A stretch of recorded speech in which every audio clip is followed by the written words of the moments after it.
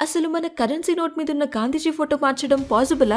పాసిబులే. ఎందుకంటే మన కాన్స్టిట్యూషన్ లో అండ్ లాలో కానీ గాంధీజీ బొమ్మే ఉండాలని ఎక్కడ రాయలేదు. 1996 కన్నా ముందు మన నోట్స్ మీద లయన్, క్యాపిటల్ ఆఫ్ అశోక ఉండేది. తర్వాత గవర్నమెంట్ అండ్ ఆర్బీఐ కలిసి గాంధీ సిరీస్ ని ఇంట్రడ్యూస్ చేశారు. So technically government and RBI decide చేస్తే ఫోటో మార్చొచ్చు. కానీ ఎందుకు గాంధీజీనే పెట్టారు? సుభాష్ చంద్రబోస్, శివాజీ మహారాజ్, ఝాన్సీ లక్ష్మీబాయి, అల్లూరి సీతారామరాజు ఇలా వీళ్ళని కూడా పెట్టొచ్చు కదా.